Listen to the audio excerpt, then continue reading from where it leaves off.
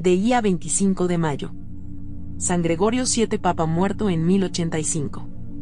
A los que en lo concerniente a nuestra sacrosanta religión, hombres de poca fe, se lamentan en demasía de la difícil situación creada a la Iglesia Católica en nuestros tiempos por los satélites de Satanás, como si ya las potestades infernales hubieran de quedar triunfantes de la esposa de Jesucristo y avasallarla para siempre como a cosa de los hombres. No será fuera de lugar ni carente de provecho incitarles a la lectura de la vida de un gran hombre, San Gregorio VII. El genio del siglo X y tal vez el más ilustre batallador por la fe que se ha sentado en la cátedra de San Pedro.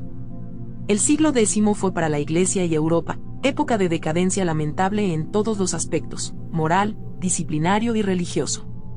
La escandalosa querella de las investiduras, cuya separación fue particularmente aguda en Alemania, ocupó muchos años de aquella centuria y la siguiente. El sistema feudal, imperante en aquellos tiempos, había organizado la propiedad tomando como base las relaciones del vasallo para con su señor. Los territorios del vasallo eran feudo del señor más poderoso, y los obispos y abades debían rendir homenaje a los señores seglares, si dependían de ellos. Este homenaje, legítimo en sí, tomó la forma de la investidura por el báculo y el anillo. El señor enviaba al prelado elegido estas dos insignias no para simbolizar el poder espiritual sobre la diócesis, el cual únicamente recibía del Papa, sino para indicar con ello su dependencia frente a un superior temporal. Cuando los príncipes eran buenos, el mal era menor. Sucedía a veces que los obispos y abades, por la buena administración, se enriquecían, no conociéndose en sus vastos dominios ni la miseria ni el hambre. Pero constituía esto una tentación muy delicada para los príncipes, y a la vez que su munificencia interesada gustaba de engrandecer la situación material de la Iglesia, se esmeraban en asegurar por todos los medios la dependencia de la misma ante el Estado. Mientras en Alemania hubo emperadores piadosos, como Otón II, Otón III, San Enrique, Enrique y etc., la elección de los obispos fue irreprochable. Pero, desgraciadamente, la Iglesia, sociedad a la vez divina y humana, debía sufrir las consecuencias de extravíos y errores humanos lamentables.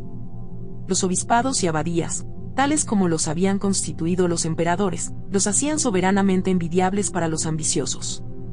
Del deseo de las prelacias a su solicitación, de esta a la oferta de dinero, luego a la costumbre de ofrecer presentes, después a la simonía, al tráfico sacrílego, no había más que una serie de pasos sobre resbaladiza pendiente, que fue rápidamente recorrida. No tardó en llegar el día en que los emperadores se creyeron con derecho a nombrar los papas. Para reintegrar a la Iglesia en su libertad plena, y a sus pastores en las virtudes sacerdotales, la providencia suscitó un hombre extraordinario que debía ser ante todo un gran papa y un gran santo. San Gregorio VII, ruega por nosotros que recurrimos a ti. Gracias por suscribirte, comentar, compartir y darle like. Bajo el manto de María Madre y Abogada nuestra, Dios les bendiga.